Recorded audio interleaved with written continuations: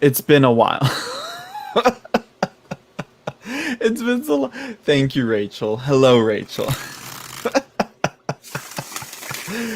Oh, that's funny. I was like, here I am talking about nothing as usual. Trust me, y'all didn't miss much. Hello, Abhishek. Tiag. I'm sorry if I butchered that. That's better, right? It was literally a minute of me talking about nothing. Hello, Igor C. How are you, Igor? How is everybody coming in today? It's been a while. As you can tell by my poor live stream habits. I was like, girl, ain't no one gonna be on here. I'm just gonna ramble, talk about nothing. Should I just rant about certain things? Thank God I didn't get into a rant with my mic muted. Yes, it's nice to see you too, Rachel Days. Oh, well, kind of. Kind of see you. Still in lockdown. Thanks to girl. Honestly, I think we should go back into lockdown until like a confirmed number of people have been vaccinated, like at least 50%. Like just because of that, like just like it's no, like the clownery that happened, it's my gosh. Anyway. Anyways, but yeah, honestly, like we're gonna end up back into it. Just more people will be sick. It's like we should have stayed in lockdown. And no, we need it open. No, we don't. No, we don't. I'm thriving with this seclusion here. Okay.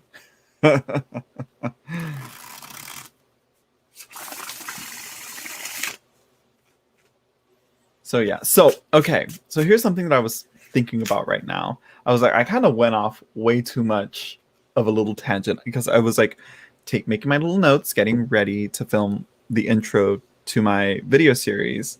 And it's and I was thinking about like the different types of people who work with tarot, rather the different, I guess you could say, careers or hobbies that you can do with tarot in a way. Well, not really hobbies. It's like, we'll get into it. What is Igor saying?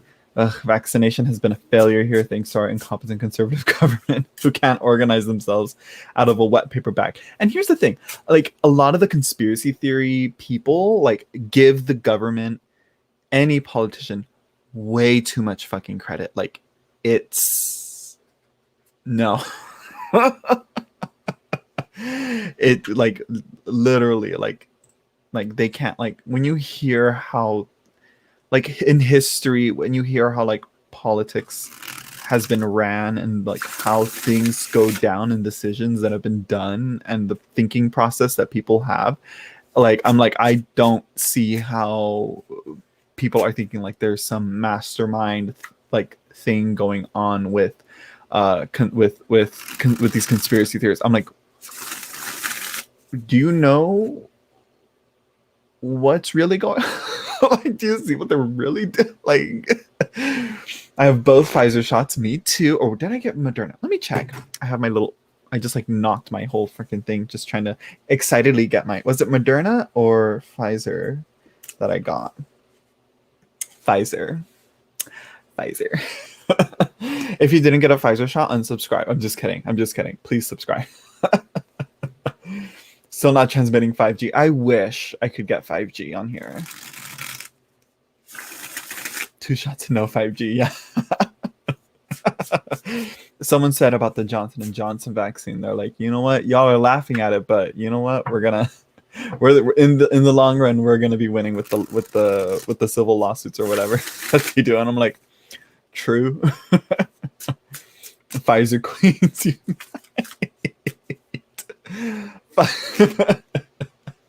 Now I'm thinking of, it's like, it's funny how I just think of those little blue pills, I just think of Viagra, Pfizer. And look at them now. They went from boner pills to to vaccines, which I mean, like they make other, you know, pharmaceutical drugs as well, but it's like, you know, it's like, it's funny that those are the two big things now, you know. Moderna, like, who's that? What does she do? She's not traditional, she's modern. You know. I don't know. Johnson and Johnson, they make baby shampoo. What? You know, was there a third one? AstraZeneca. AstraZeneca. That sounds like it's giving me cult name vibes. That's what I think. That's what I think. So yeah. But anyways, back to what I was saying though, on the different tarot types in a way. Like I was like, okay, who works with tarot? You know, it's like, okay, you have your most basic ones. You have the readers, you know, the tarot readers, the people who do divination, fortune tellers, whatever. You know, that's the most common one. We know her, we're familiar with her, whatever. Then we have the artists, and AstraZeneca has the blood clot issue for people. So, like, it's like, how did they not catch that? But again, usually it's like, it's such a small percentage though, but still something to be aware of. It's like, okay, so yeah, those are the dangerous ones. So what? Just go with the safe ones, Pfizer and Moderna. Like, so far, none of them have been, you know, like, nothing has come out from them that's like anything like, oh, something's wrong with them, you know.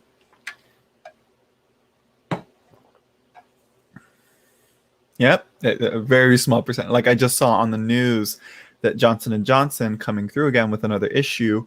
But again, out of like millions of people, 100 cases of, what was it?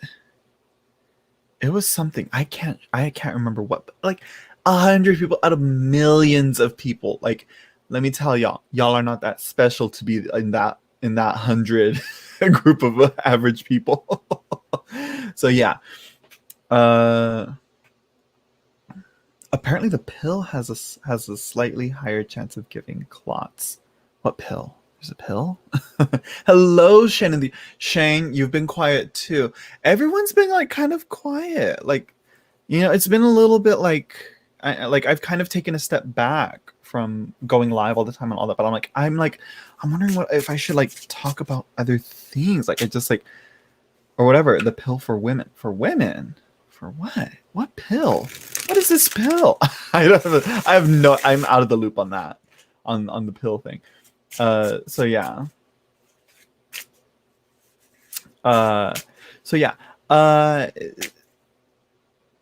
The thing is though, is that, yeah, what was I gonna say?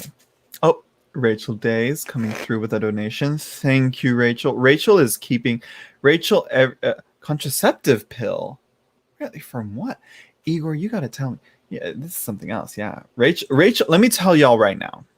Rachel Days is like, you know, my channel is like always like going into cardiac arrest, and she always comes through with, you know, and says clear, and then boom, I'm resuscitated. So yeah, let's see. Okay, here it is. It's weird. The donation came out last, but your question came out first. I'm like, is she? I'm like, what? What's going on here? Let's see. What outcome should I expect if I move to Sault Ste. Marie, the Sioux? The what? SOO? What's that? Let me see. I want to use a different deck.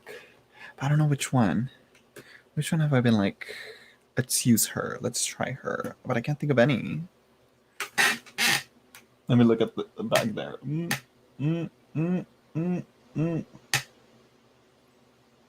Oh, I know which one to use. As always. Let's see. Let's see here. Where'd she go? There she is. So many decks. So many decks. So many decks. Let's see here. Let's see. Sault Marie, right? Hello, Lady Knight of Avalon. Oh my gosh, it's like popping up in here all of a sudden. Suste Marie, right? Is that how you pronounce that?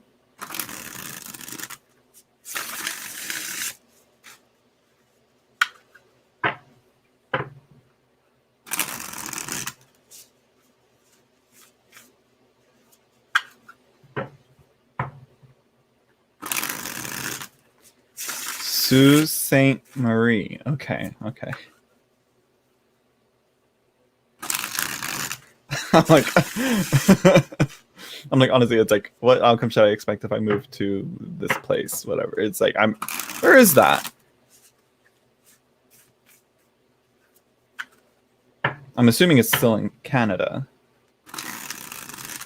Oh, I should look it up. Let's see.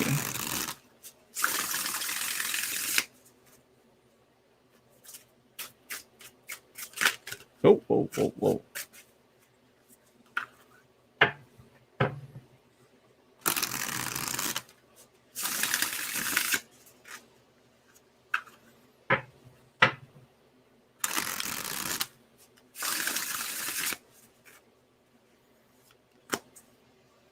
Let's see. Ooh, ooh, wait a minute. Ooh. Okay, this is interesting. I have to say, this is something very interesting. So nudity warning. Okay, okay. Just a heads up. Cover your children's eyes. You know, all that stuff. So yeah.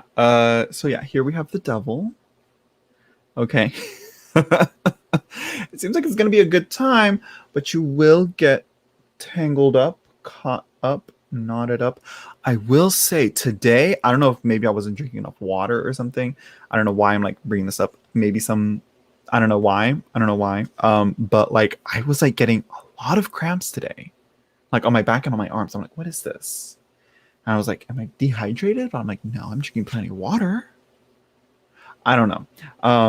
Think of the children. Think of the children. Exactly. Had your kids.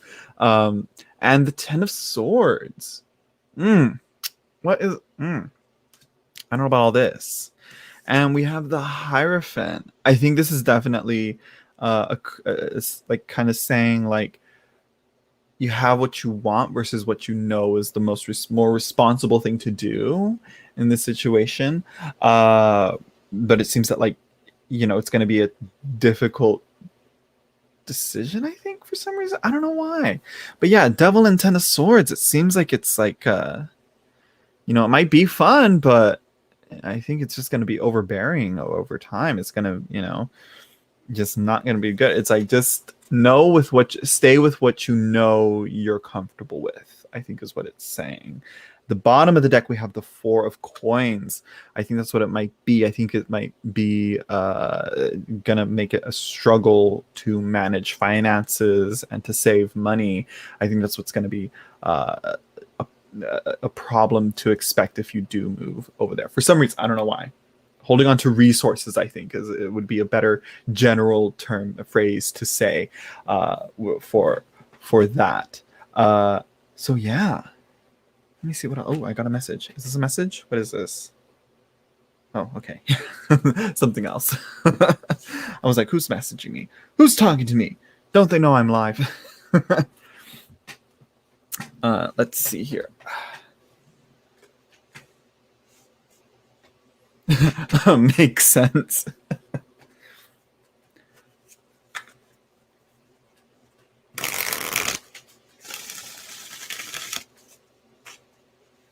So yeah.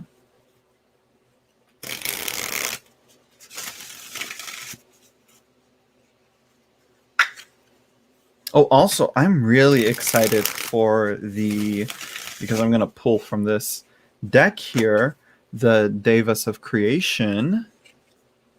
Ooh, the ocean. What's going on here?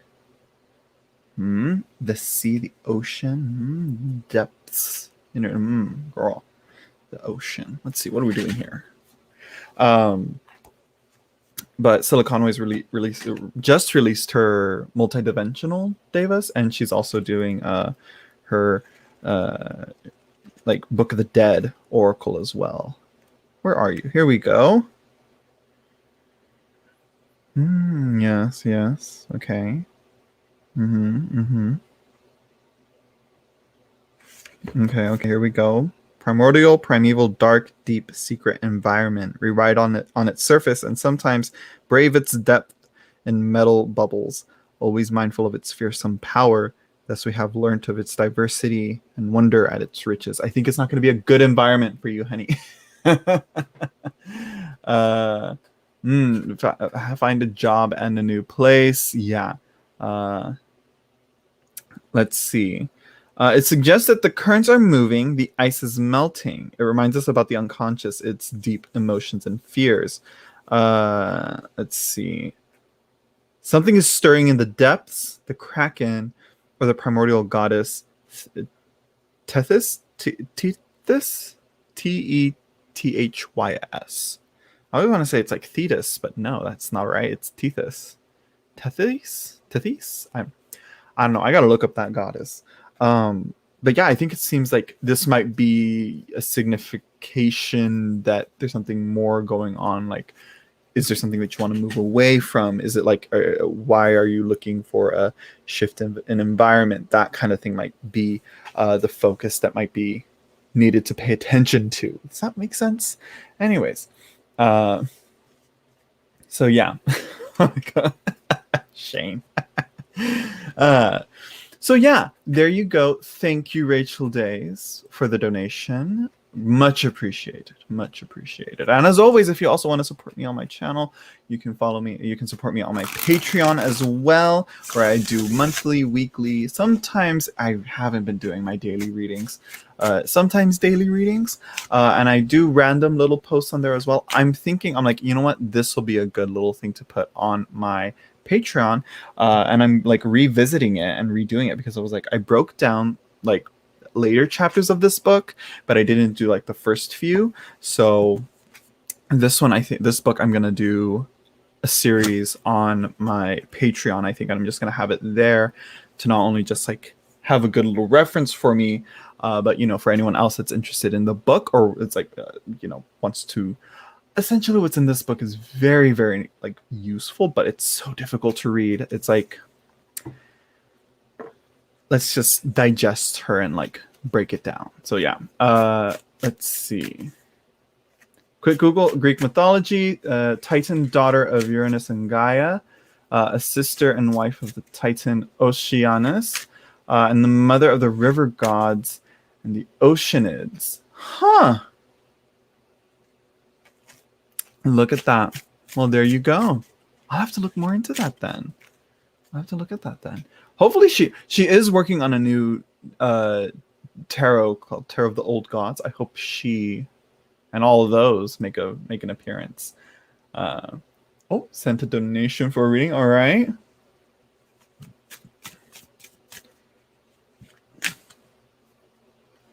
Let's see.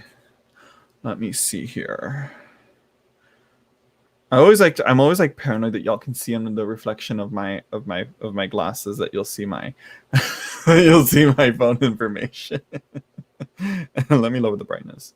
So y'all can't see it, right? Is that right? Okay. Let's see here. Right through PayPal, right? I'm assuming.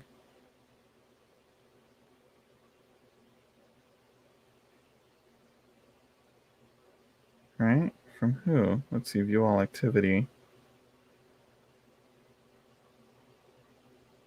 I don't know about all that, right? I'm not sure.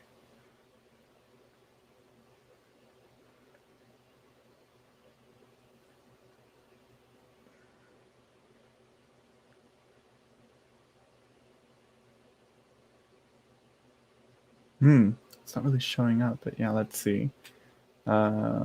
What would we do for work in India? Are you really thinking about living there, Shane? No, not really. I would love to, though. But it won't be for many years, if at all. I mean, you never know. You never know. Yeah, it says money is waiting for me. Hello, Jezebel. Let's see. Hey, people that I seldom see in the community. Girl, She triggered me. Just kidding. Yeah, I think I see it, but I don't see like how it says recent activity in your PayPal thing. It's not showing up that you did, but I do see the money. I'm gonna take your word for it, Lady Knight. Let's see. What's your question, girl?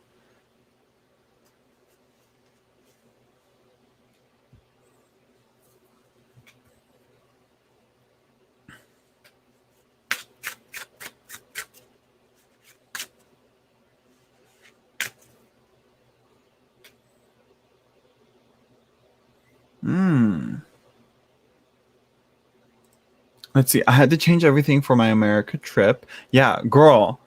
I think you got to postpone that till next week. Till next year, girl. And have to quarantine in Turkey for 14 days. Will everything work out so I can get to my man? I'm like, girl, I'm like, just from the outside looking in, no reading, you know, I'd say, I would say that, like, honestly, more realistically is that, you know, next year would be a more realistic, time to come to America, because let me tell you, I'm assuming we're probably going to go back into lockdown, due to all this clownery, you know. And I feel like the people that are like supposed to be like putting out information and stuff to get people to take vaccines are like just saying the vaccine is safe, take it. And it's like, you kind of want to do a little bit more than that, you know.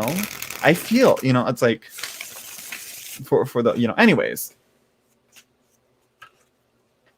everyone thought this year would be fine. Who knows what happens next year? That's what. Yep. And watch, we're gonna say the same thing next year. Let's see. Okay, but yeah, let's see. Will everything work out so I can get to my man? Let's see.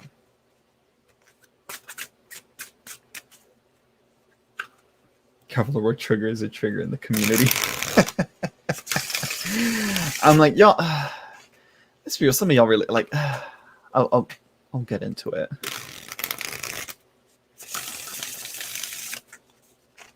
So I'll take my chance while I have it. I mean, yeah, it's like, you know what? If I got a card fly out, where did you go? There. A card flew out. So yeah. So not trigger the trigger triggered without trigger warning.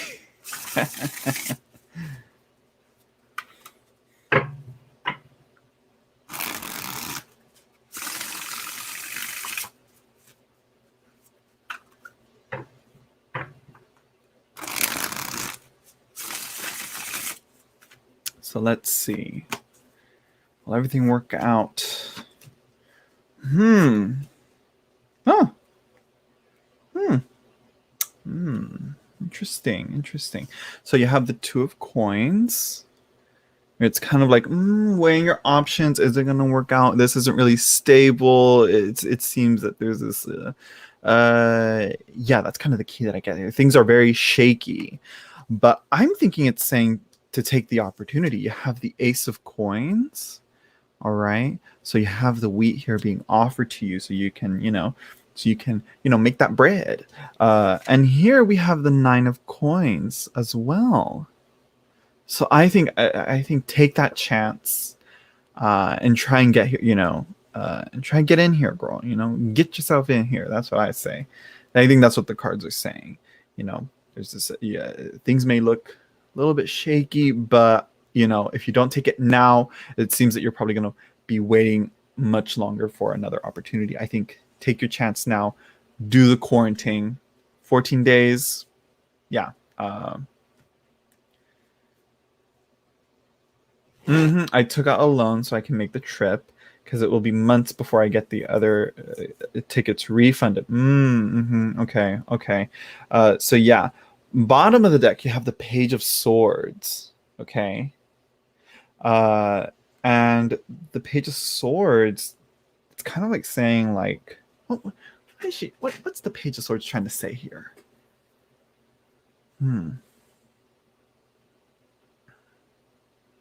I'm getting a blank here with the page at the bottom of the deck. Why am I drawing a page? this is interesting. It's like I'm not really getting much from the Page of Swords. Nothing's coming to me. I'm gonna be honest. I'm not gonna try and reach and just regurgitate basic meanings of the page, but student learning. Maybe perhaps it'll be a learning experience. Maybe. What else? What else? I'm not sure, but yeah. Yeah, here's the page.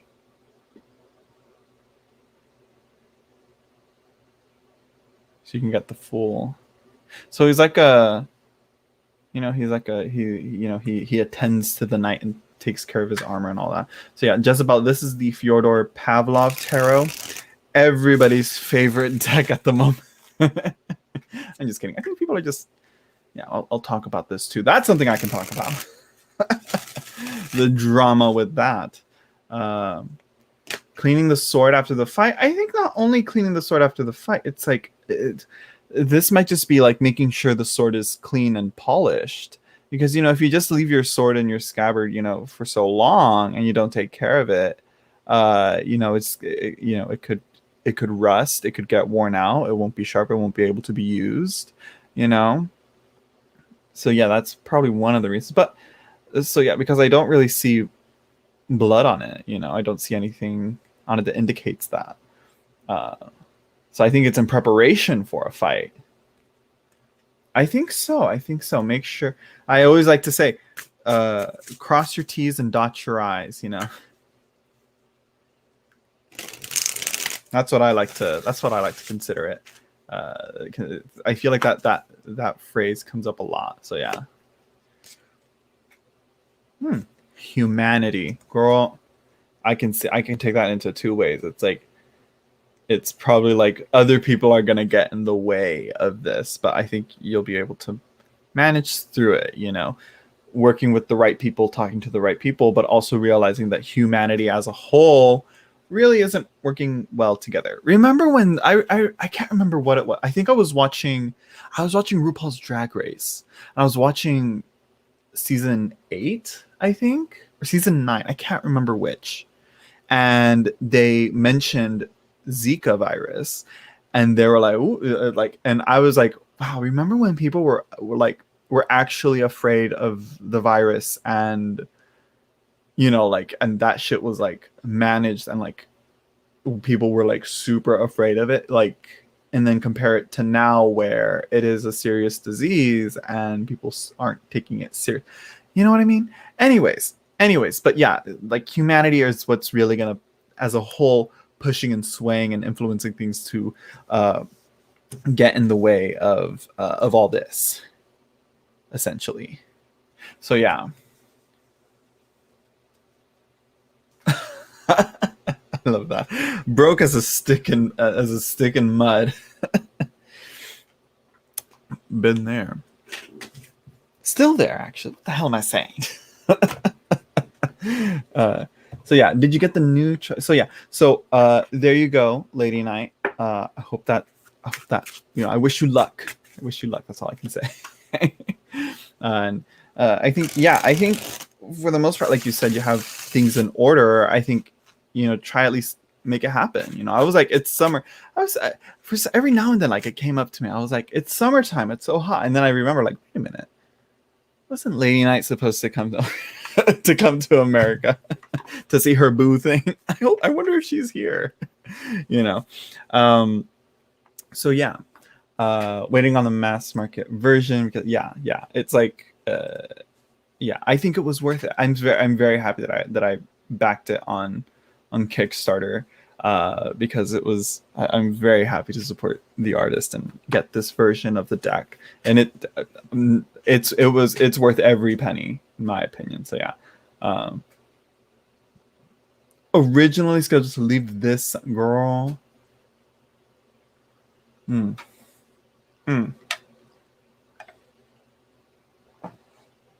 Well, would you look at that? I'm looking at this weird little spot right here of skin that's showing on my facial hair. Ooh, weird. Yeah, which one's that one? The New Choice Tarot de Marseille. New Choice Tarot. I have no idea. I gotta look this one up.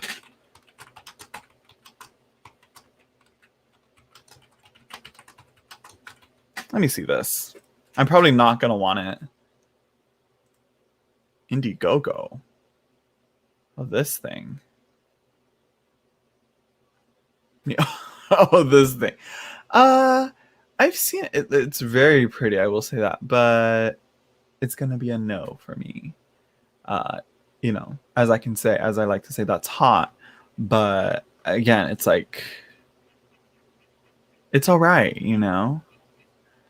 Again, and this is the unfortunate side effect of that is the unfortunate side effect of the oversaturation in the market. I just recently got this. I got this little guy in the mail today, or well, yesterday, but I didn't check the mail until today for it. Let's see. Oh, yeah, right. Let's see. Yeah, well, good for you, Eagersy. I got this from US Games today, and I'm like, it's okay. I don't hate it, but it's just a Rider-Waite Smith. I was excited to get it, and well, not. It was one of those decks that I was like, let's see if it'll surprise me, because in these days, it's really like, it really is. Will this surprise me? Will this work out or not? It's not really like a. It's weird. My expectations for buying and collecting tarot has changed quite a bit. The borders are huge, so I think a lot of people won't like that about it. So yeah.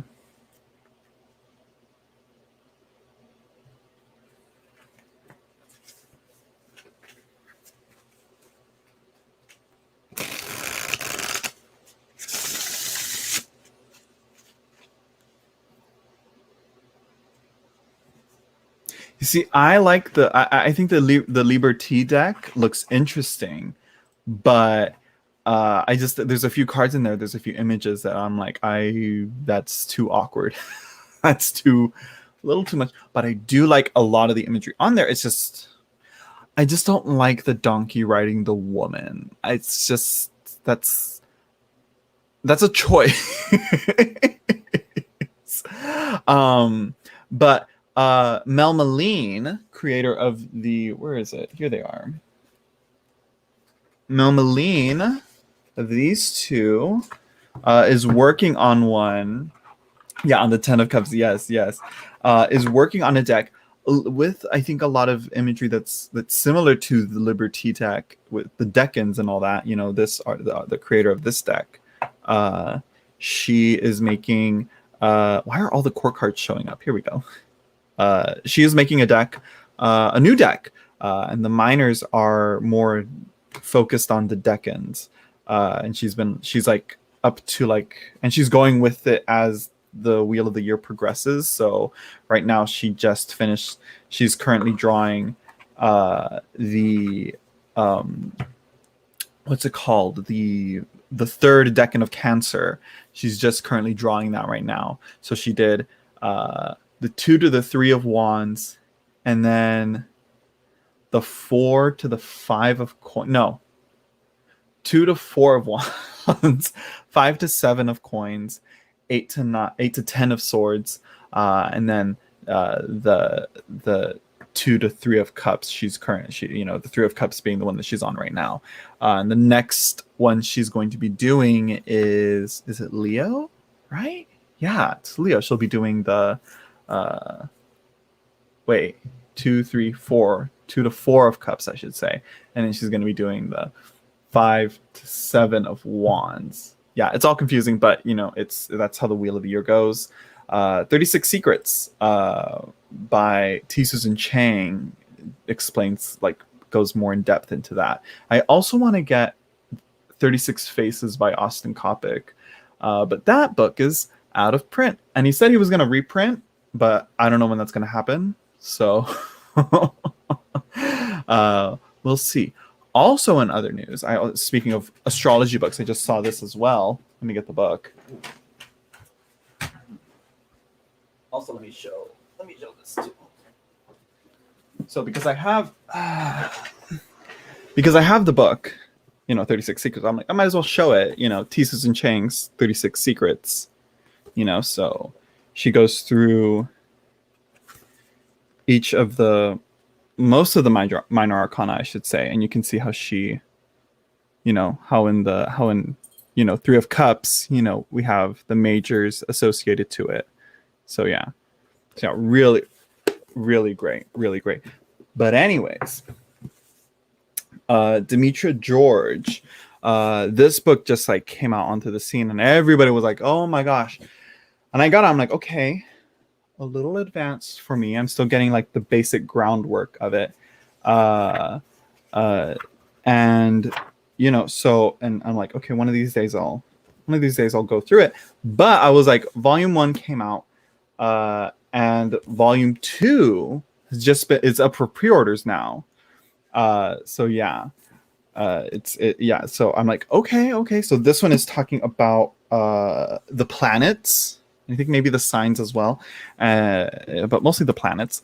And then volume 2 is going to be talking about the houses. So yeah, did you get changed book on? Yeah, yeah, right. Yes, I did. That's what I just showed. The delay, honey. It's the delay. But oh my gosh, you dropped which one? Which book did you drop? Either or.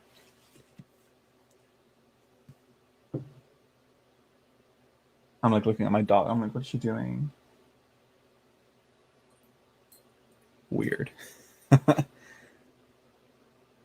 Yes, it's dry and crinkly now, but still readable. Like water is the death of books. So yeah, there's that.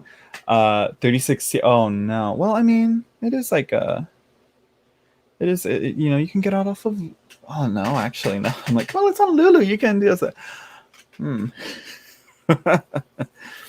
So yeah, it's still pretty. It still costs a pretty penny. So yeah, what else? What else is there to talk about? Other things that I'm like looking forward to. I'm not sure. Oh, right, Corazon Mexica, the tarot is finally coming out. I think next week. Pre-sales for for everyone outside of Patreon is going to be getting it. I signed up for Patreon just to get the 20% discount off on there. A little bit convoluted on how to pay and buy and get a copy through there, but I'm like 20% off, and I get to support the artist a little more directly, and I am going to keep that Patreon subscription. So yeah. Let's see. Have I missed any tea in the last month? No. Wait. I was going to say no, but I was going to say the Pavlov tarot. People, kind of getting upset because of how Pavlov is choosing to do like a monthly, drop of 100 decks each month. But it's in such high demand, they sell out like in the minute, I feel. But Pavlov is just them, Pavlov and their partner, and so people have been getting like a few, I'm not sure how many people are getting upset. I've seen quite a few people get upset, but it's like it goes to show like the symptom of the consumerism with collecting tarot, and this is something that I wanted to get into. Yes, and also, is it worth the buy in your opinion, Shane? I think it is. It really does a good. Really, one of the astrological decans really do help explain a lot of the imagery and the symbols in the tarot, and I really do want to get more books on the decans and all that. But yeah, it's worth it. But again, another book that is highly recommended is 36 Faces. I believe that's what it's called, by Austin Coppock. But again, the only copy that I see available is $600, so that's not going to happen anytime soon. So hopefully he reprints. Hopefully. Oh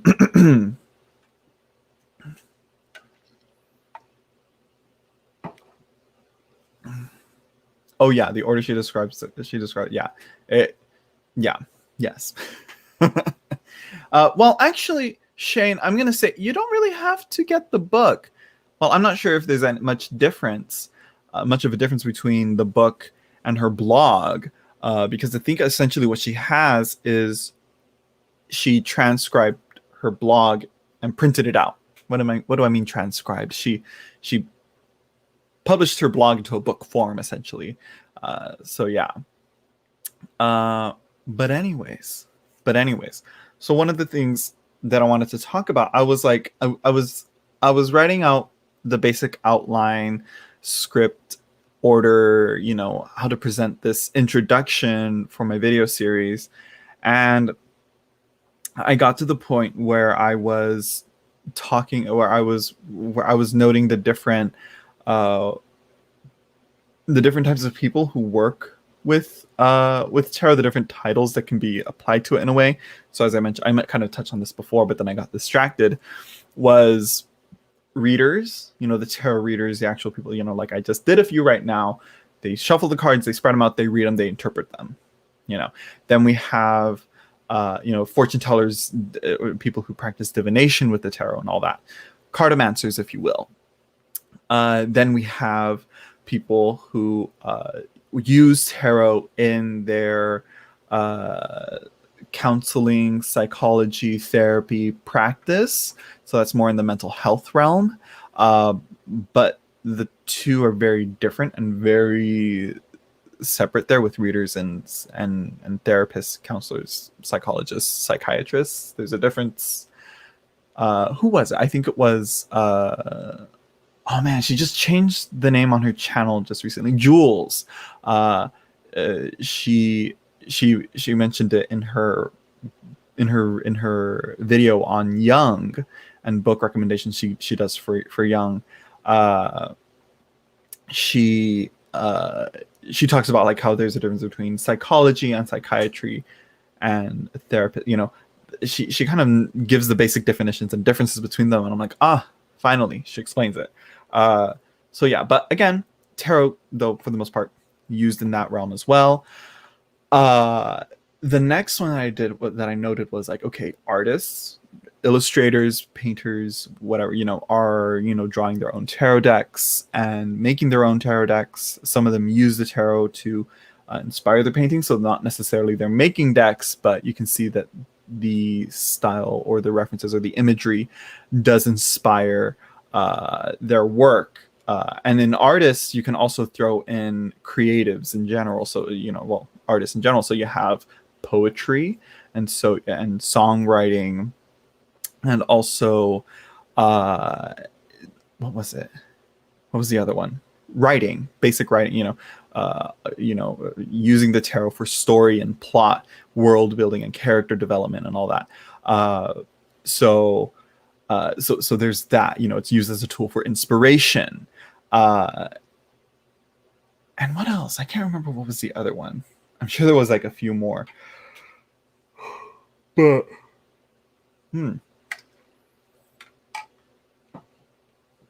But what I did note, and like I kind of like went on a tangent here, and I'm like, okay, there's something that I'm venting here a bit.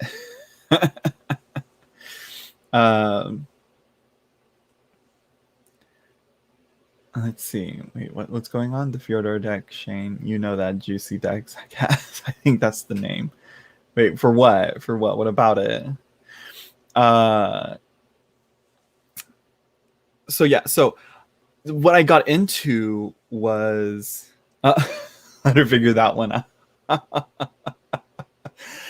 That one's a Marielle. That's I mean, yeah, but it's weird. That gets into like, what would you give a beginner, for that? And it's like, honestly, like, you never know, Marielle. Like, what if your therapist is able to like work with that deck even without the guidebook and like read with it and be like, yeah, this is what it is, so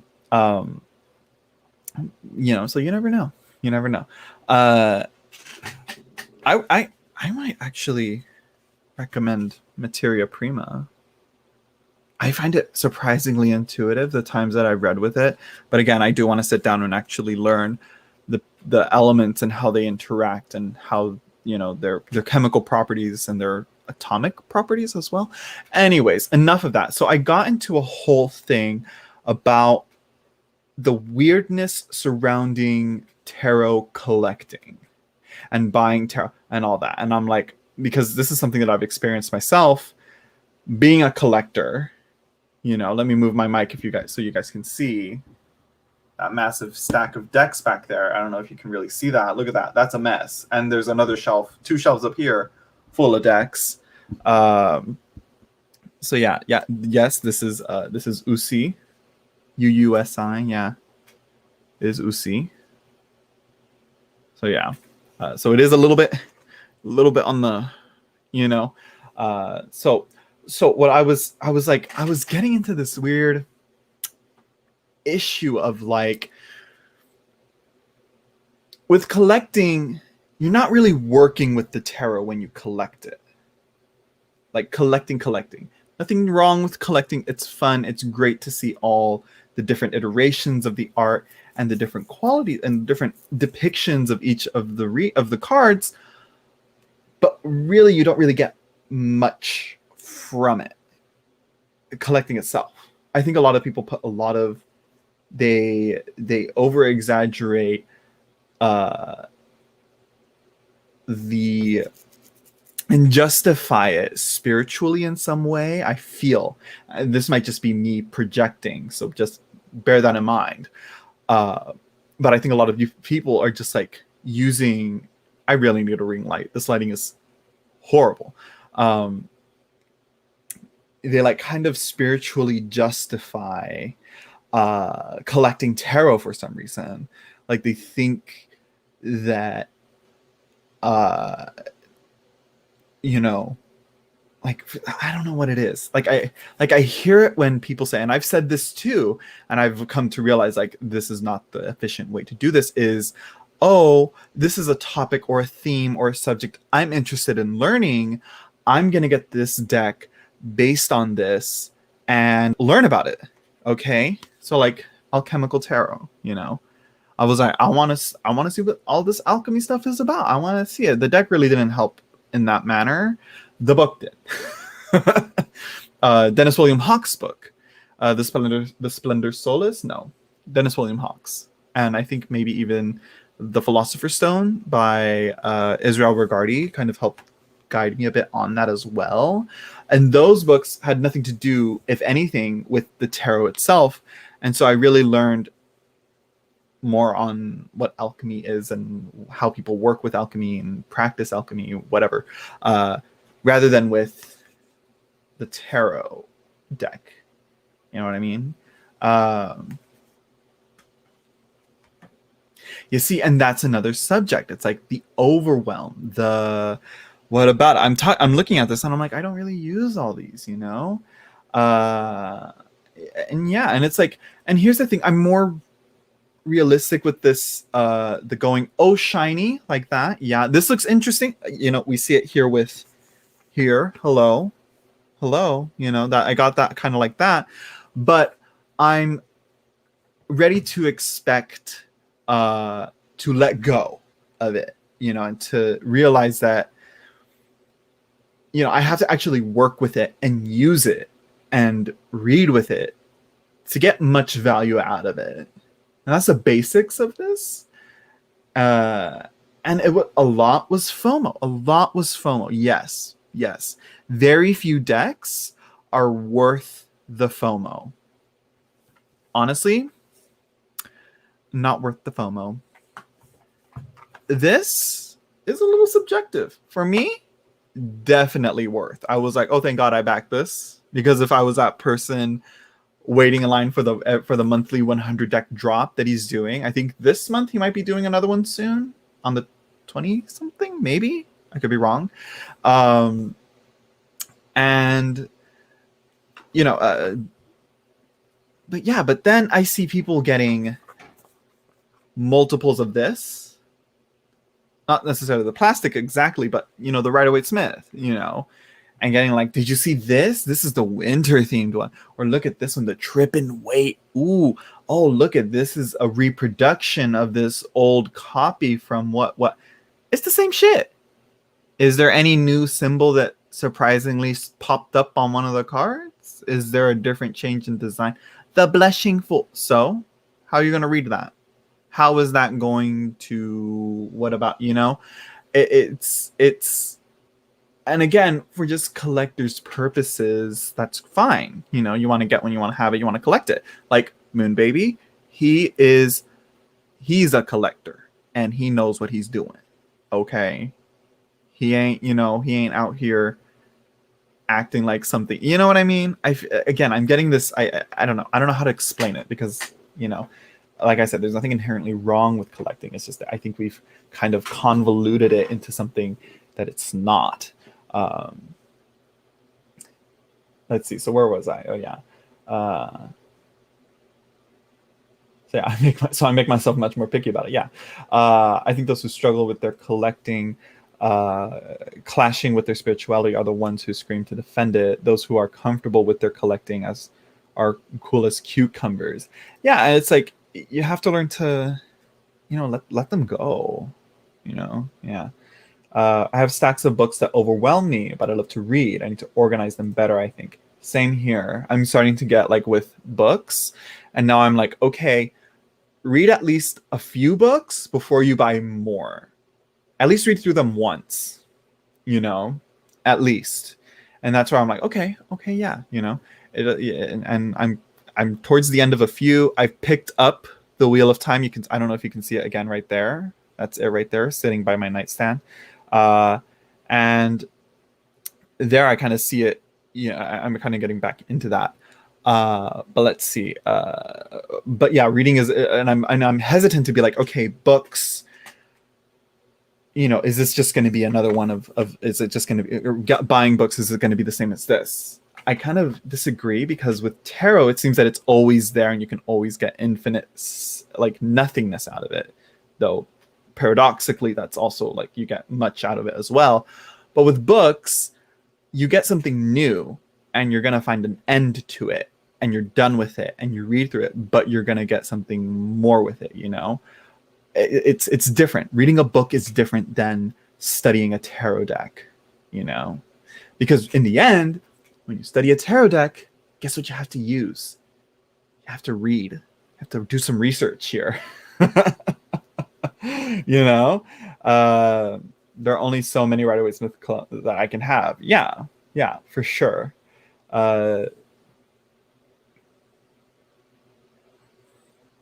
Let's see. I got myself the After Tarot for my birthday, and that one is interesting to look at. Outcomes. That one's that was an interesting play on the Rider-Waite-Smith. That right there is like, that's something new, so it's really like, is it really Rider-Waite-Smith, after that? But anyways, what qualities, what are the type of qualities that you look for in a good deck? That, hello Mountain Girl 70, by the way, that deserves like its own video. But I mean, there's really isn't like a scent, because again, it's like there's some decks that I see and I'm like, is this going to be a good one? I'm looking at the Lubanco that I was excited for. I was looking forward to it. I got it in hand and I was like, off it goes. I got this not really expecting much out of it, and it like blew my expectations. And it's like probably the deck that like it, I want to work with it and read with it. Not like I say work with it. What I mean is like read with it. I want to get it, shuffle it, do some readings with it. That's what I want to. It makes me want to do that. I didn't get that with Lubanco. I think that's one of the, and it's like it's a hit and miss every now and then. But then there's those decks that like you can see that they're doing something new and they know what they're going into and they have all these things that they're putting into it. But sometimes you can know when someone knows their shit versus someone that's copying and just kind of has like, oh, this looks interesting, or it's a thing to do here. And it's like they don't really explain, and it's like it varies. I'd have to get examples and I'd have to like, show and tell and all that to get a better explanation for this answer. So yeah. Paid equals paid. I'm not sure what you're trying to say here, Annika. Hello, Annika. Or how would this little asterisk be pronounced? I think it'd be pronounced like like that, or something like that. I don't know, like, I don't know. Uh, he can't spell, but he can read, Annika. Wait, what? Oh my God. I just noticed it. It was very last minute. Let me tell you. I'm like, what is he talking? Oh, girl, you know what I mean. I'm gonna spell it like that from now on, actually. I think I'm gonna do it like that. Uh, and I'm over here thinking like I know my shit. I can't even spell paid, right? I like depth in the deck. And here's the thing. Every deck has its depth, but you gotta add its depth. It's interesting that you can get depth through other, like this. Let me tell y'all right now, this does add depth to the tarot, but in its own way, and much not very useful for reading. But anyways.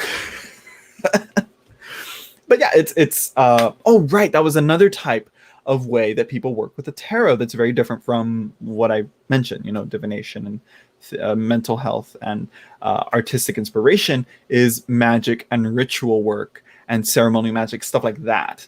Using it as talismans, using it for ceremony, using it to learn correspondences, and using it as a guide for meditation. But with that, there is a finite goal in that, and that is where the goal to tarot is not to tarot, because there tarot is just merely training wheels. They're flashcards. It's a Rolodex, I've heard it called by, I think, Darling on Instagram or on YouTube. And that's where it's like, okay, you use the tarot, you memorize all the associations and correspondences on that, and then you use it for meditation, and then eventually you don't need it to guide you through meditation, or for visualization, whatever it is, or to practice whatever ritual or ceremony that you're doing, and eventually you just are able to do it, by yourself, just naturally, like a flow or whatever. Again, I know very little about it. A lot of the books that I'm getting are shifting away from tarot how-to and moving more to what the fuck is magic, you know? So yeah. One deck that really surprised me is the Los Caraballo Gay Tarot. I was able to find a stolen bike based on the images and narrowed down the place. Work. I really want to practice, finding lost things with the tarot. I think that's such an interesting concept and an interesting way to do things, because it's like, again, it like helps you remember where you put things if you do it right. But so far I have yet to efficiently find a lost item with tarot or Lenormand. Let's see, who needs the police to find stolen bikes when you can consult the tarot? I can never figure that out. And yeah, that is especially a bike, where I feel like bikes are like so easily stolen, and yet it's like when it's stolen, it's like, okay, time to move on. Stolen bikes, that is an interesting like yeah, there's something to it. It's like, it's not like stealing a car or stealing anything out of a car or stealing money or stealing a bag or whatever. It's interesting. There's something about stealing a bike. It's different. Maybe it's more personal. Anyways, enough about that. But back to what I was saying about collecting. I was like, it seems that with collecting, a lot of people have made it a part of their personality. That's one thing. I've mentioned this before in the past. Your collection is not your personality, and yeah, it's, I don't know what maybe I should, where is it? Where did I put the notes? Did I put it here? Did I put it here? Let me look through them. Let me go through here, because I found it interesting. I was like, I'm going way too much into this, especially for what my video series is supposed to be focusing on. I was like, this is just like, it's like, why am I going so deep into it? Like, what is this? Uh, let's see. Let's see.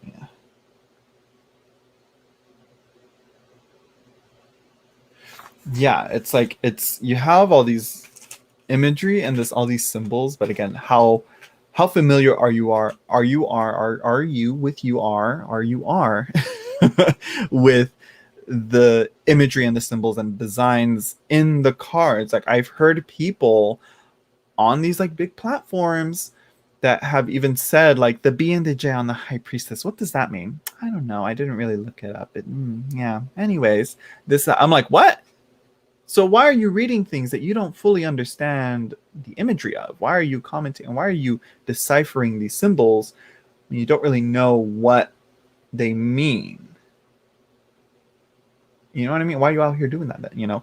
Which is why like when I first learned with Marielle, I made sure to try and break down the symbols as much as I could. Now looking back on them, I'm like, oh, there's even more here. But it's like if I didn't do that, I wouldn't be able to really read with them. Let's see. The images are very everyday situation, so it works. That's another good thing about it. It's like, yeah, everyday situation. Yeah, that's one thing that I was thinking about. Astrology to getting a little bit distracted here. Everyday situations. That's what's great about the tarot, is that even though these the images in this looks ancient and old in a way, not ancient, but from days long past, you can see the scenery where you're like, oh, that's a mood. Like I've been in situations like that, or oh my god, I felt that before, like in the Nine of Swords, there's been days where I was like so stressed, so anxious that I could not sleep. I was like, oh my god, what the fuck is gonna happen? That kind of shit, where and that's perfect for that Nine of Swords imagery. So that's that. One thing with astrology though, nobody really explains everyday situations with astrology, the signs, the planets, and all that. Fully. It's usually just personality types that's done with astrology. I'm like, where can I learn about this? But I feel like every other resource just talks about people with Mars and Capricorn have this type of personality. I'm like, what? I don't care. Like, what is the situation though? What is the daily situation? That's what I want to learn. And I saw The Nameless One by Jia Hunt, creator of the Children of Litha tarot. She released her book that's coming out for The Nameless One. That's gonna have the situations in there like touched on, but I'm like, okay, where can I we're gonna get more like this. Let's see, how do you know what makes a quality deck versus a cheaper one that might not be as desirable? Okay, so are you talking about like value, monetary, like production value, or are you talking about like the metaphysical aspect, the symbolic artistic take on that? For quality, it's usually like, the box is nice, the cardstock is good, which that has become more and more subjective because every person's hands are different. Some people hate plastic cardstock. I find it okay. I used to be like, oh my god, this cardstock is trash, what the hell. Now I'm like, I don't really care. Like this cardstock here, the Terra Volatile, that's come out, I'm fine with this. I like, it's thin. It is thin. But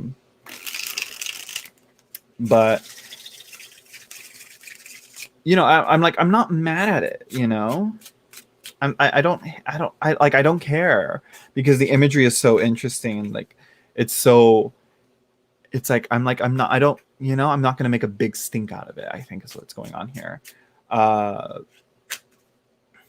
So yeah, so that's, but again, it's value, that's becoming even more again, it's very rare to find anything that's objective, but there are things that I've seen that like I've seen a Kickstarter where I think it was on Tarot Oracle's channel. He like did like, oh, here's like some new decks that are coming out. He showed a Kickstarter where like I think it was like the writer, the designer, and the artist would sign the deck, and each signature like costed like I think $100 to pledge.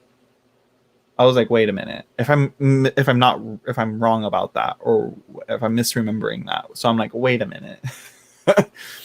Maybe like $5, maybe 10 max for a signature. You know, so. But again, it's like, ooh, dropping decks.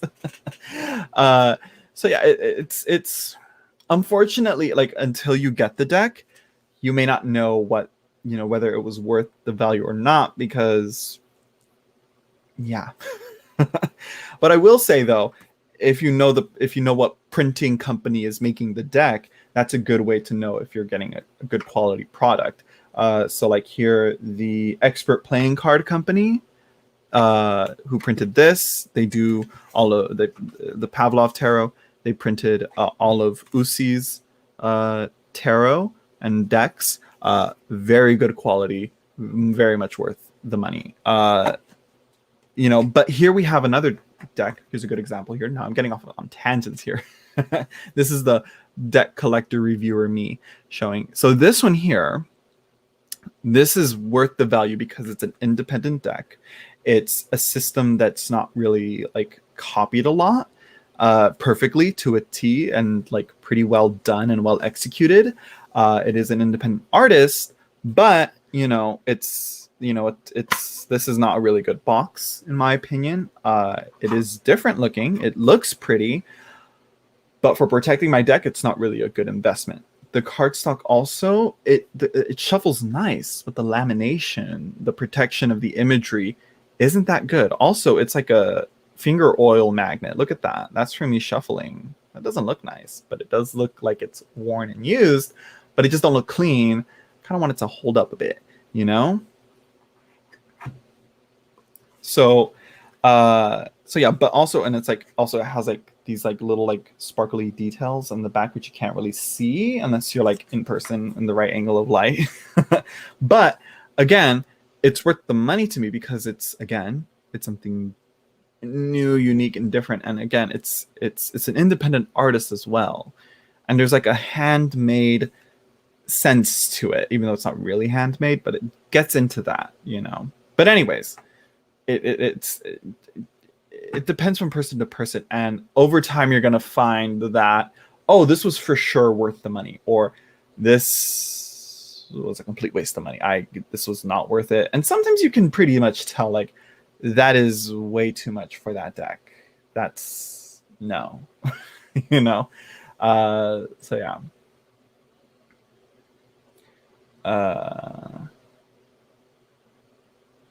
Let's see. Oh, okay. I'm reading Lady Knight's comment here. How do you go about learning a deck? Well, first of all, it's like, unless the deck is super different, there's really not much to learn if you've got this down to a T.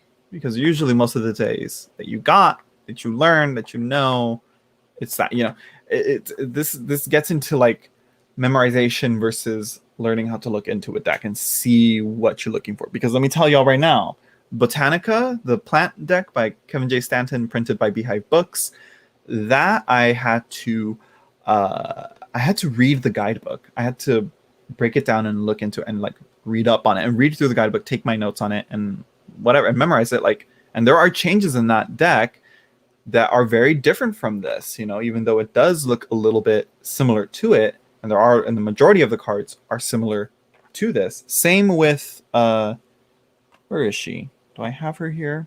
No, I don't. I put it away. Blood Moon Tarot. That's another one where I had to break it down and, really see like how she was expressing these Rider-Waite-Smith meanings. But for the most part, it was pretty much the same, but there are differences and variations here and there. And she does do something unique with it, but it's still pretty much close to Rider-Waite-Smith. But how do you go about learning a deck? It's like, again, like this, there's not much learning needed. But it is interesting to see what exactly they put in. Again, really, for me, it's just reading through the guidebook once, and I can just like that. Majestic Earth, just like that. I read through it. I read through the guidebook. I can do it. But that's me. That's how I can do that, But Marielle, or the Thoth, or, and again, even this, you kind of have to do some backtracking here. And you got to look outside of tarot guidebooks for the best one. No, I'm not doing that. No, you have to do Payed. No free readings. No free reading. Any monetary or function / divining. In what way? What do you mean, Mountain Girl 70?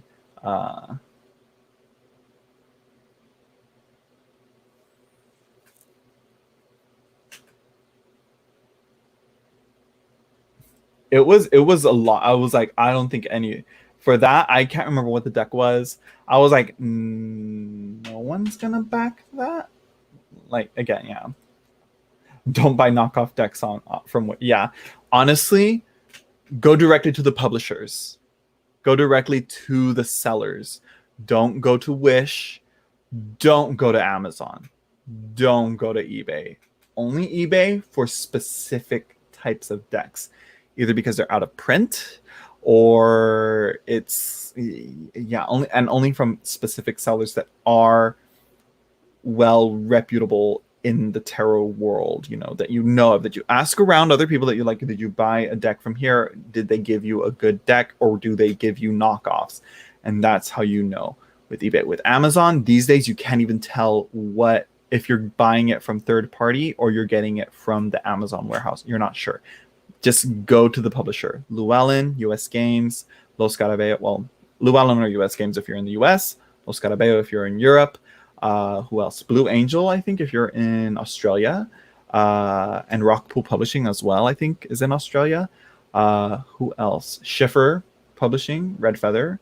And honestly, Barnes & Noble is the other one that I use to get all my stuff, because they don't do what Amazon does, where they let the option of third-party, sellers post their listings on an item that's on there. It's weird how they have it now. And I'm like, so how do you know which one you're getting? Like, I thought Amazon would be pretty good at like preventing knockoffs, but I go on there and I see I'm like, oh, this is it's riddled with knockoffs and counterfeit decks.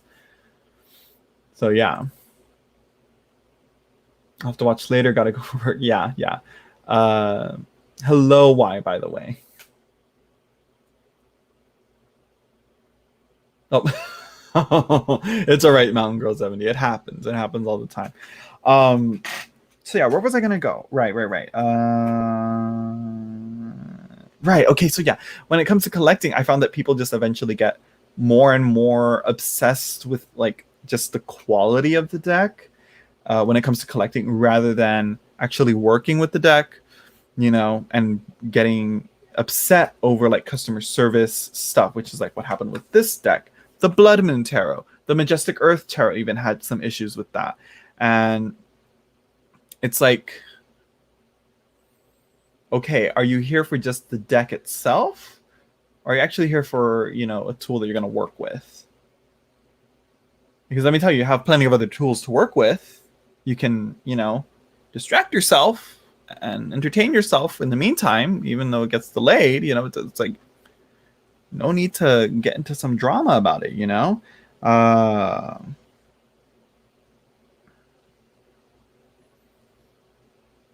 Let's see. So yeah, and then I mentioned I was like the study of a deck, and I think Modern Metaphysicae, Dustin, he talks about he talks about about how intuition is really more fueled by when you actually do research and you study. Your intuition pulls from what you've learned and you go into that. So it's like, yeah, if you get all these decks with all these different themes and studies, like, again, you get these, you're like, oh, I want to learn about Neoplatonism, I'm going to get this deck. Oh, I want to learn about alchemy, I'm going to get this. I want to learn about Kabbalah, I'm going to get the Thoth Tarot. No, that ain't going to help you. It's not going to help you learn Kabbalah. That isn't going to help you learn alchemy. The books are going to help you teach you that. You know, let's be real here. You know, you learn it, then you get the deck and work with it. You know, it's like, yes, the deck can spark that interest and get you more curious about it, but you have to get the books with it. I want to learn astrology. I'm going to get, some, astrology themed decks. It's like, no, you got to get this, and really Rider-Waite-Smith with this teaches you quite a good bit of astrology. But I would say, again, the books, mama. Although this actually probably isn't a good source for a beginner. I was like, oh, wait a minute. Because there's a lot. There is a lot in here. So yeah.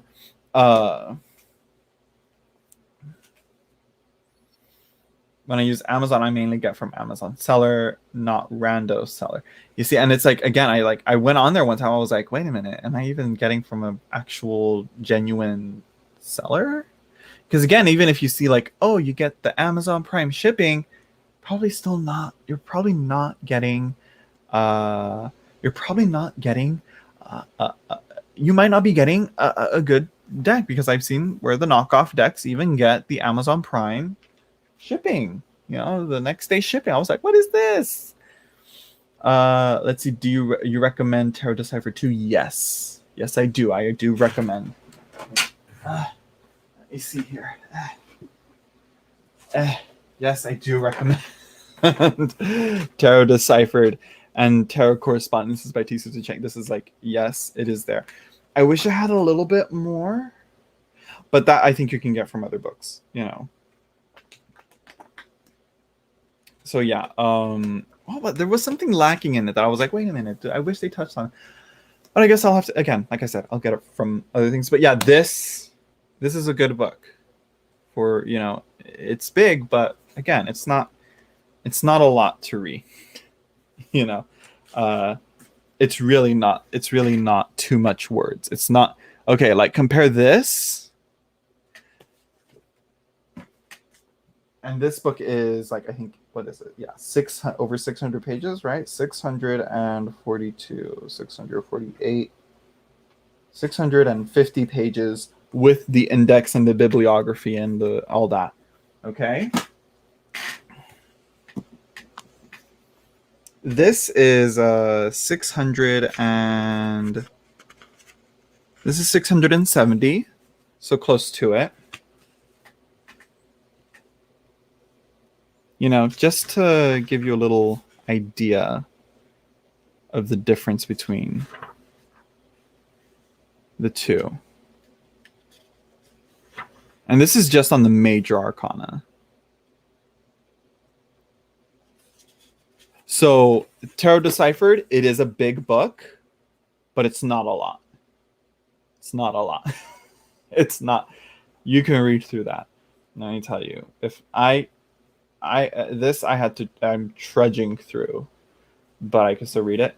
But that's a cakewalk, really, for reading, So it's a lot, but it's like a long walk, really. This is a long walk through swampy mud, and your boots keep slipping off, So yeah, just so it's like, which is weird when people say it's a big book. This is a big book. It's big, but it's not dense. So yeah. What else? I'm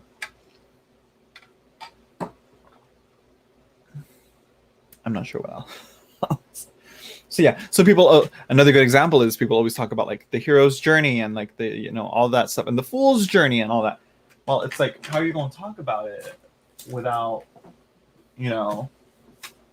going to the source, actually studying what it says, actually looking at to where it gets that idea from, where is that, how y'all going to talk about that, if you guys don't really know what its function is and how it works and how it's really fully best described, you know what I mean?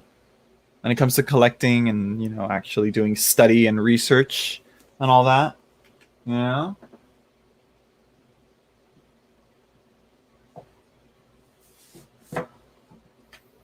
Oh yeah, T Susan Chang. She does her research. She knows her shit. Yes. Uh, what's another one? There was another one I was thinking of that I was like, oh right, Dot Darling again. Because here's the thing: there's a big thing going on right now of apparently on like TikTok and like new spiritual alternative spirituality, whatever, occultists and witches and people getting into this stuff, starting to get into this, but saying not to get books and study and research and all that. And it's like, wait, what? Then how are you learning this?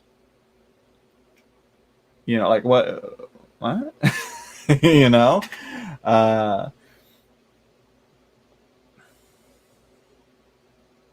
let's see.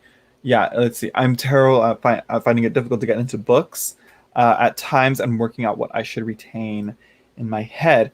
Well, here's something that they also say here. Okay, so here's the thing. Here's the tea, honey. Here's the tea.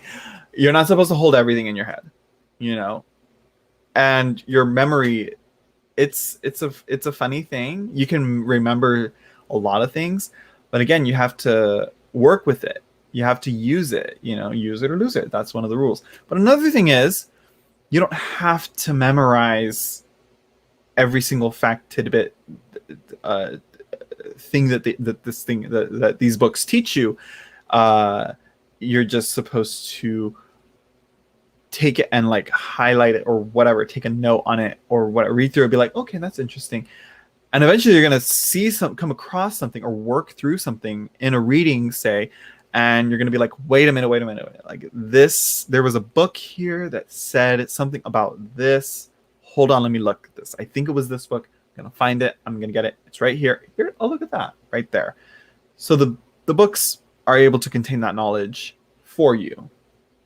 Another way is making a journal, take a note, take a note of the page number, the chapter, whatever, the page number and the book title and the author real quick. That's what I'm doing. I'm like, okay, what he says here, I'm going to take a note on that. I'm going to try and put it in my own words to better describe it and better learn about it. That's another thing, it's a whole thing, because that's one of the things about this is that, there's some, I think it was Dune. Yeah, it was Dune. What am I saying? I think it was Dune. That said, like, one of the best and most powerful things to do is learning that you, and knowing that you can learn. That's one of the things that's, said in that book, that like, so this like self-doubt of like, I can't learn it. You can. It's just that, you have to find that right way of learning. Some people say like, oh, I'm a visual learner. Whatever it takes. Whatever it takes. No,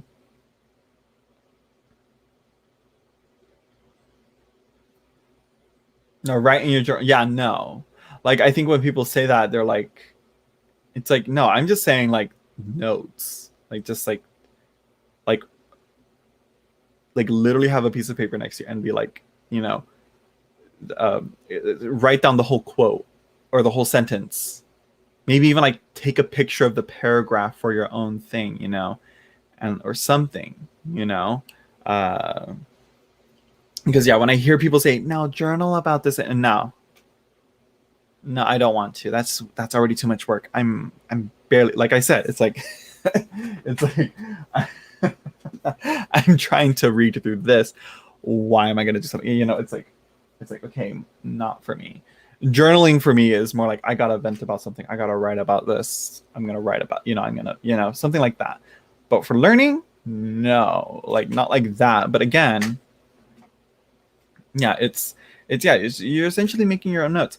Another way is what I found, and hopefully this is why I'm saying like, okay, this new video series that I'm doing is probably gonna like mess with how I've learned tarot when I consolidate everything that I've gathered, make my script and write it and explain it and talk about it.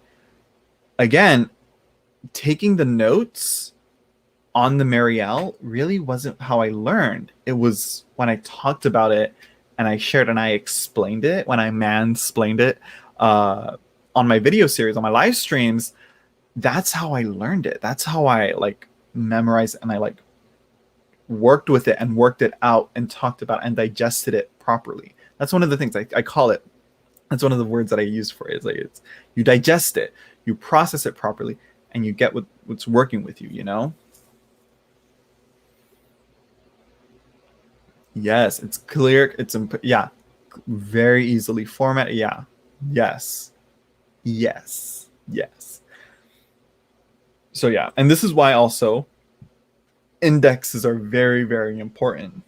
You know, this is why a lot of people like Annika, she's very like disappointed with Robert Place's The Tarot, Magic, Alchemy, Hermeticism, and Neoplatonism because it doesn't have an index. And I can see why. I wanted to find a good quote that I was like, I know he touches on this. And it was a quote on like correspondences and the idea behind the purpose of correspondences. There's a few books. I think he has one. This is also why I picked this up again. I started reading through the first chapter again, uh, where they like have a good explanation as to why people work with correspondences and associations, and why they have a purpose and a point. Because some of them are like the magician to the planet Mercury to to this metal to this signed this whatever and that and this. It's like, what's the point? It's like there is a point,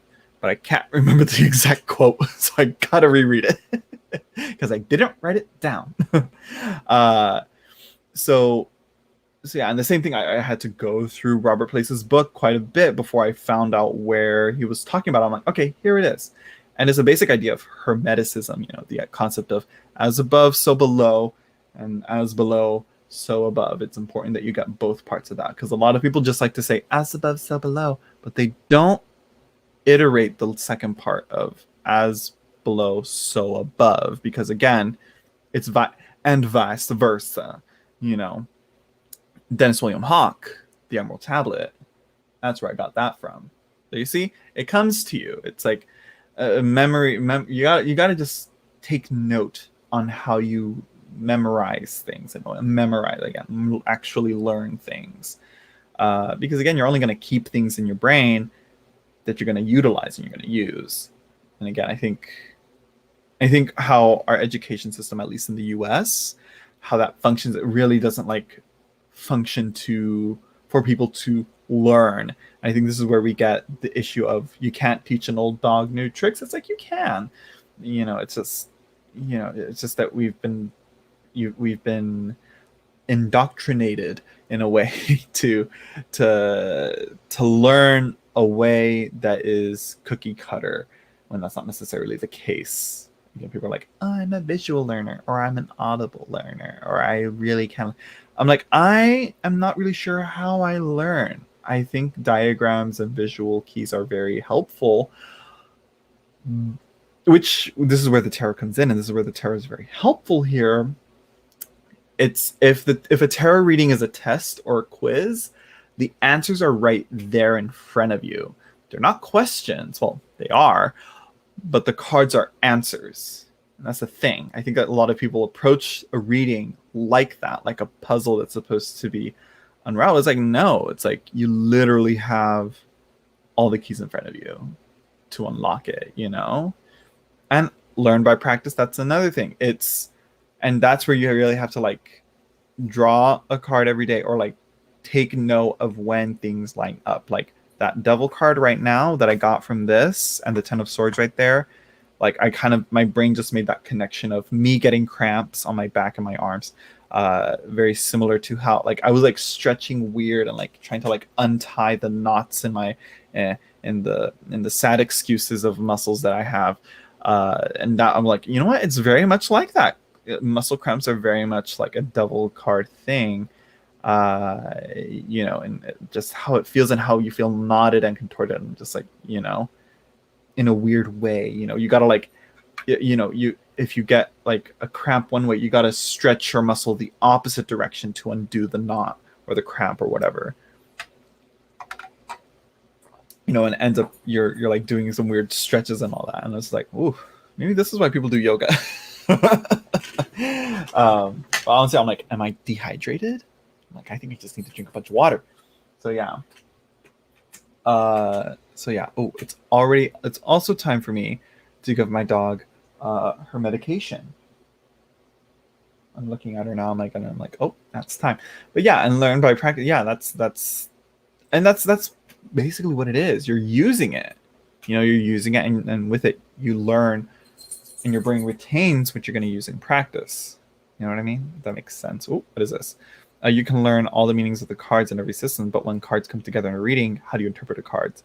That's the key. And exactly, it's like sure, you can be the person that memorizes the book. Like, I've heard there's a person that memorized 78 Degrees of Wisdom page to page for each cover and just recites each section for each card when they get a reading. Sure, that's its own way of divination in a way, but it's like, that's not really, it's stagnant,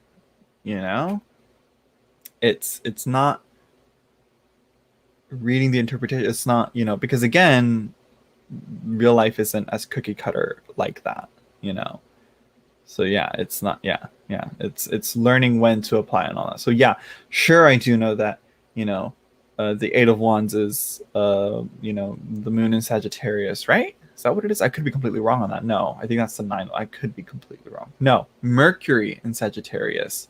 See, I'm not really fully memorized on it, but it doesn't matter, Actually, no, it kind of does, because when I think of Mercury in Sagittarius, I think of it as Mercury, the messenger of the gods, sending out a message or sending out, energy to something, traveling and moving and shifting and, changing and traveling through, as you see the wands fly through the scene of the card, kind of like that. But that's just an extra thing, usually you just see, you see these wands flying through the card. Something's coming to you, So that's the imagery right there, already giving you the answer. You're not memorizing that. Oh, messages. What else? Flying, travel. Memorizing that. Sure, it is the same thing, but you're looking at but it's reverse engineering, kind of. You see the car, you see the image, you see the wands flying through the air, or falling or being launched, depending on how you want to perceive it. That's the thing. You're breaking down imagery, essentially, is what it is, and you're reading that, it's so yeah, so all this can honestly be its own its own video series. And this is where I was like kind of getting up in my head with this introduction that I had on what it means to read the cards, and how people work with it, and how collecting isn't really working with the cards, yes, they will deepen the way you read. That's what it is. Because again, Rider-Waite-Smith, what a lot of people read with and read intuitively, is really layered with all this esoteric occult correspondences and systems. And it is a Golden Dawn based system for the most part. I think there are a few flaws in there, whether they're intentional or accidental, doesn't matter. It's just, yeah.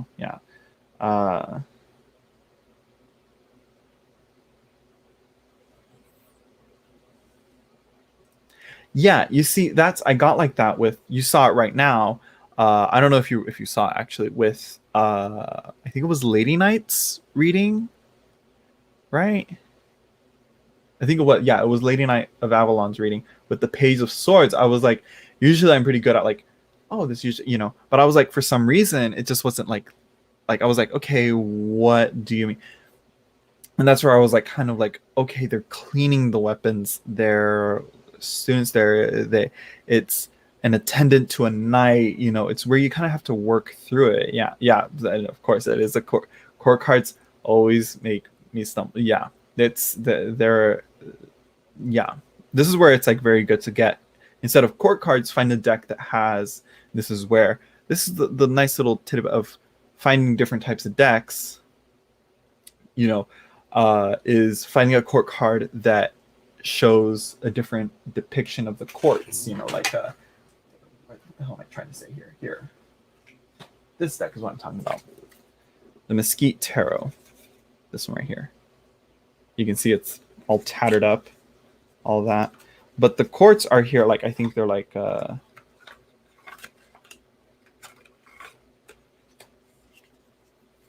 they're different. Watch if I can find one. Yeah, here we have like one is a novice rather than like I think a page or a knight. Another's a student. I think there's the teacher and the knower, or a leader and a knower, and all that. And that's where you kind of like start to think like, okay, like what is what, you know. So yeah, so that's one of the things, because it's like with court cards, that's where you start to have to learn like elemental associations and like what they do in a way. Is that's going to be a whole thing that I got to learn to break down and really like explain and, you know, talk about well in my video series. So yeah. Oh yeah, Dreams of Gaia is completely different. But what's very helpful though is that she gives that deck gives like actual titles and roles to some of them, you know. What's another one? I think the Urban Tarot also does a good job. They actually like show the court cards doing stuff, you know. I think also maybe what's another one? I'm trying to think of another one. Not sure which one. But again, when you see the court cards doing stuff, that's a good take. When they give you like actual keywords for them, or like it shows you things that they're doing or whatever, it's interesting. The court cards are a beast unto themselves, but they're really not that. Really, once you get a hang of them, you know, yeah. That is essentially the basics of that. I would think meditating on each card per day or week would be a valuable exercise. Yes, it is, and that's again kind of the point of it. But again, the point is to eventually not need the cards for meditation. But again, you have to learn to meditate in the first place. Like I could not learn through meditation myself.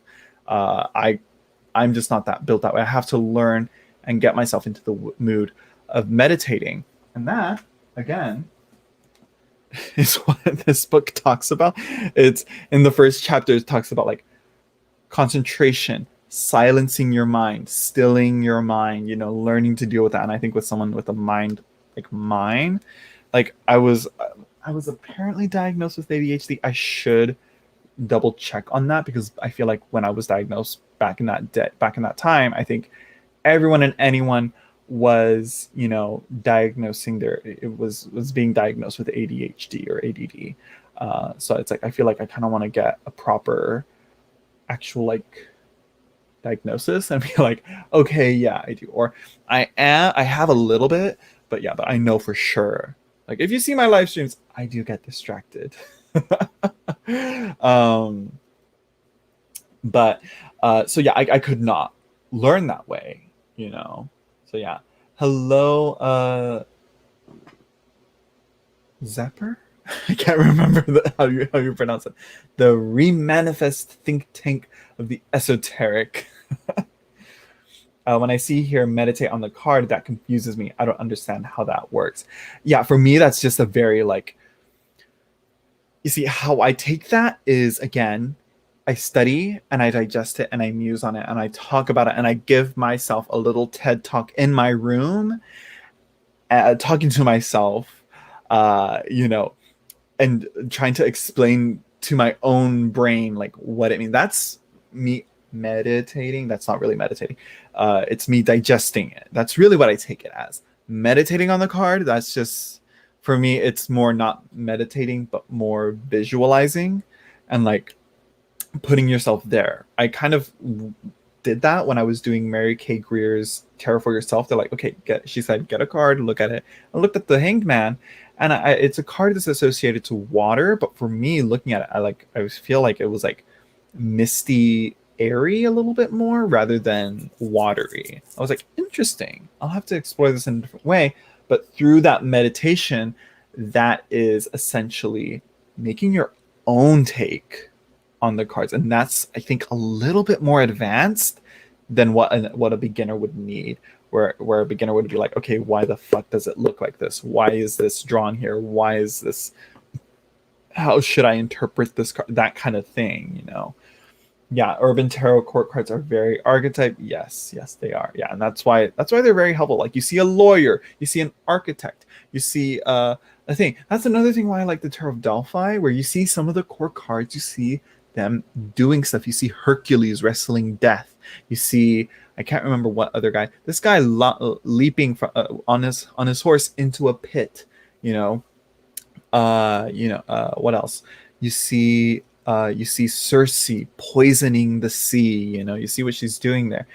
You see the court cards doing stuff rather than, you know, seeing this. You know, guy seated on throne holding the suit. Lady seated on throne holding suit.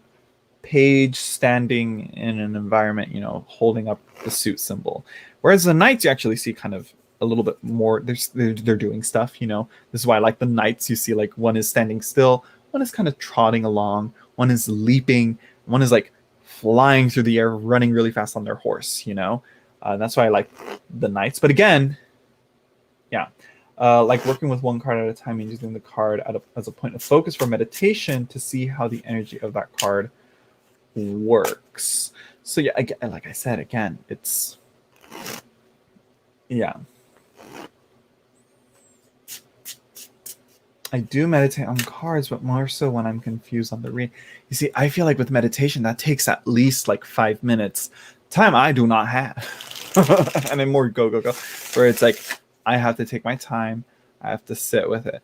And that's what I think meditation is. I think meditation has to be outside of that. I couldn't take time away from a reading, during a reading, you know, and meditate on that. Let's see, at a deeper level, and the subconscious manifestation of the subtleties in the card. Again, it's like, what is the subconscious?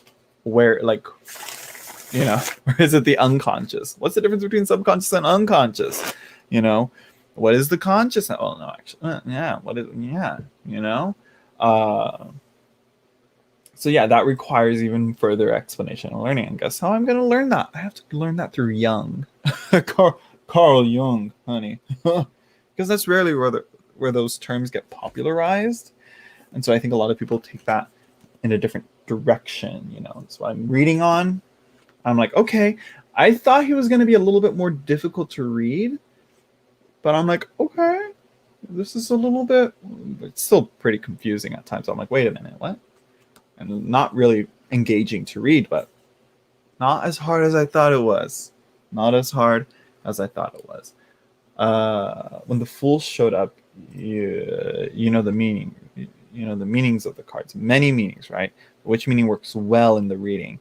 Is it really a new beginning, or is it don't be afraid? Yeah, and that is where your intuition comes in, I believe, where it just naturally tells you. Like this one time I got the 5 of Cups for reading. I think I privated the live stream on that.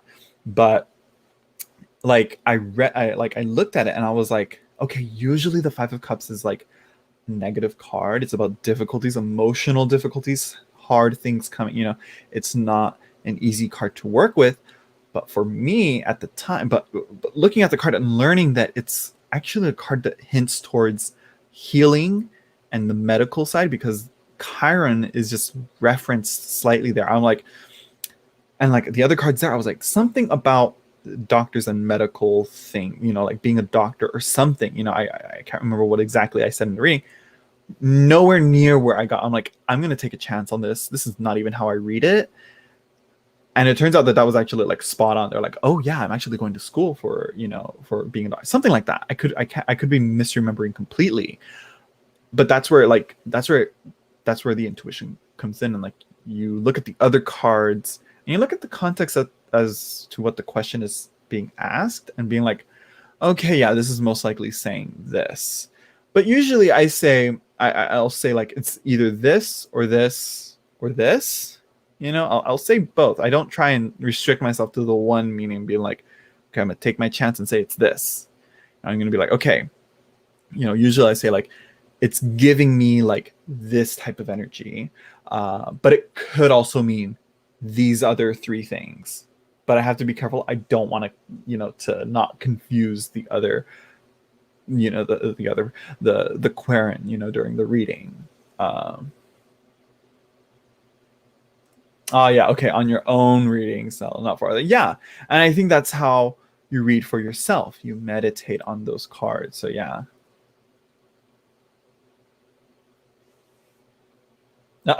I just gave you a business idea. I mean, that's what we Aries are here for, you know, to give all the Capricorns their business idea.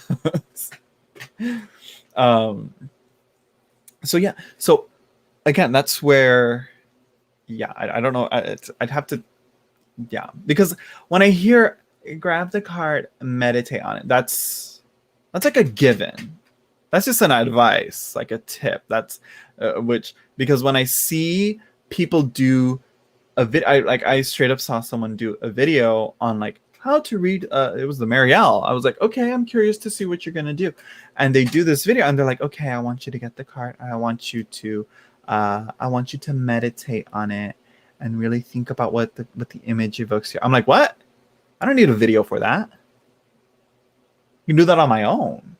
I don't need a video for this. Why am I gonna? Don't waste my time. You know what I mean? You know what I mean? And so yeah, that's where I'm like, okay, I gotta really look into ways onto how to get myself to meditate. And the struggles of people who like literally like mentally struggle with meditation and stilling the mind is what it's called. And focusing in on it, you know. Meditation on the Tarot calls it concentration without effort. You know, you just do it like a second nature, like breathing, you know, and you know, like that, you know, where you can, yeah, you can force your breath, you can even hold your breath, but for the most part, you're just breathing. Now I'm like thinking too much uh, on on breathing. What if at night I forget how to breathe and I have to wake myself up to breathe? Sleep apnea. Who? It runs in the family. Anyways, yes, I do know who Miranda Sings is. She's old YouTube royalty. So yeah. For real, I was like, oh my god.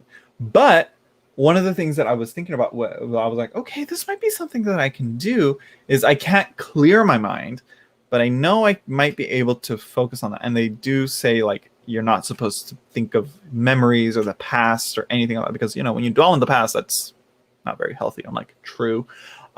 Because my brain, when I daydream and I like look off, you know, and I space out, it's usually like my imagination goes off and then I remember something and then it reminds me of something else, and it leads to a chain of memories that I just, you know, that's like, okay, that's, you know, so that's not meditation obviously, but my brain naturally wants to do that.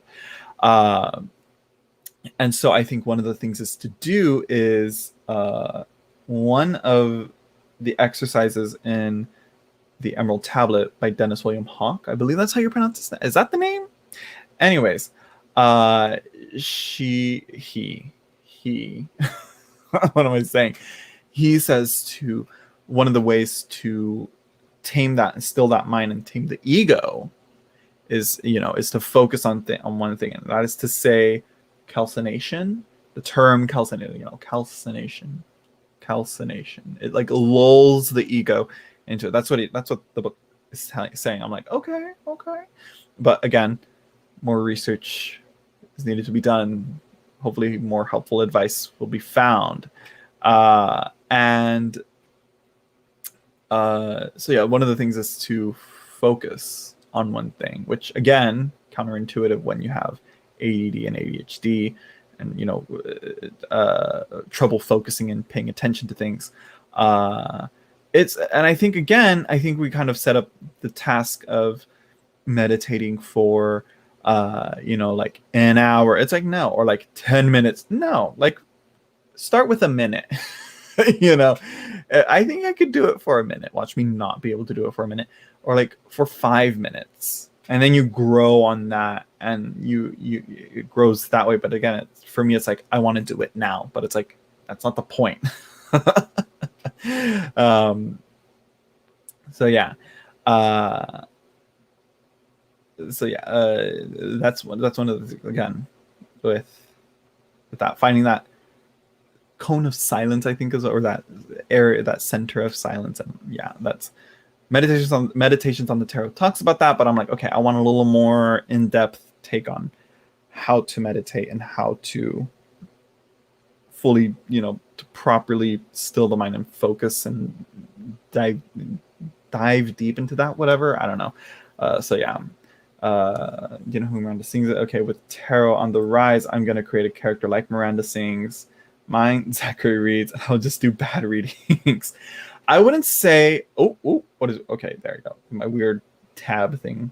I wouldn't say do Miranda sings. I would say do a different character, or find do someone that's a little more modern, because I will say Miranda sings is outdated. That's what I will warn you on that. I was like, Miranda sings, yeah, she popped, in like the late 2000s. Like I said, she's old YouTube royalty, like Graveyard Girl, Smosh, I think is another one, equals 3. She's also, she gives me like vibes like oh my gosh, what's his name, is it Jeff, that guy that did those annoying voices? Like he edited his voice so he's like super high pitched and super like obnoxious and annoying. She's like in that realm of old YouTube. Tyler Oakley is all, Gabby Hanna, all those names. They're like, again, they're kind of outdated.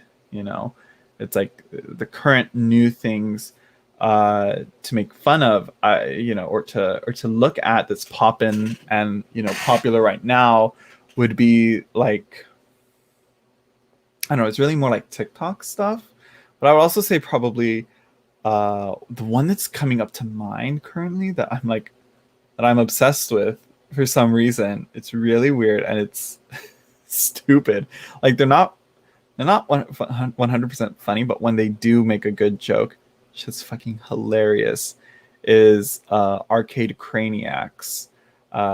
That's one of the channels that right now I'm looking at, I'm like, this is so stupid, it's hilarious, I love it. And they know that they're cringe, and they know, and they're making fun of the 3 a.m. haunted scary videos to scare kids right now. I'm like, why are these on YouTube? Like, what is this? This is so stupid. Like, what? Like, why are kids watching this? Like, there's so much wrong with it. I'm like, what? And like they just come along and they just like completely like just make a perfect joke out of it. I love it. So yeah, so again, look to more modern things. Miranda sings, she's not a little bit, she is outdated.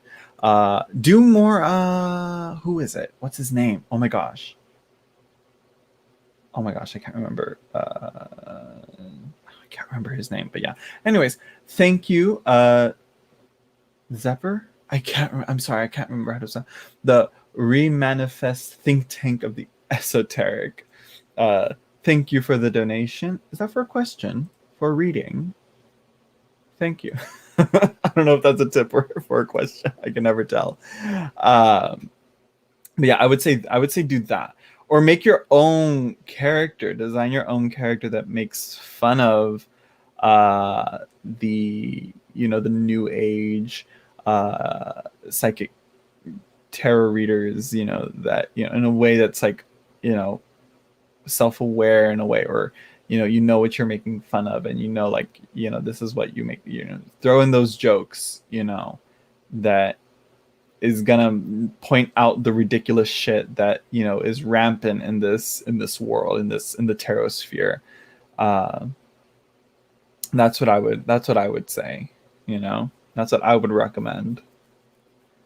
I already have a few ideas, but no, I couldn't execute them. So yeah, oh, you're well. Okay, yeah, okay, okay. I have to make sure. Okay, so I might log off and give my dog her medication. I should have given it to her like a little while ago. Hold on. I might just, let me just. I don't know if I'll do it come and then come back, but I think I said all that I needed to say. I wish I could have better like described what I meant, what I was feeling at the time about like collectors and collecting and the problem with collecting and like why is it like what the fuck is up with that? It like collecting brings a mentality out of people for some reason. Like I seen it come out with me and I see it come out with a lot of people. I was like, okay, what is this? But that's besides the point. Thank you everyone for stopping by. I think yeah, we're gonna log off. That's one thing I need to learn to do also on the checklist is do a good outro because I need to figure that shit out for for my video series. Because it is not gonna be like this. Because let me tell you, these outros that I do, outros is just me saying bye like 3,000 times and then yeah. So anyways, thank you everyone for stopping by, saying that like a bunch of times. I hope you all enjoyed. Don't forget to like, comment, and subscribe. Support me on Patreon for early access and for early access exclusive content and for weekly and monthly readings. And what else? I'm not sure what else. But yeah. And I'll see you all in the next live stream. So yeah, next live stream. I don't know. That's might be a next live stream topic to talk about. Like I stopped doing live stream, like why I stopped. That's a topic. So yeah. Anyways, bye everyone.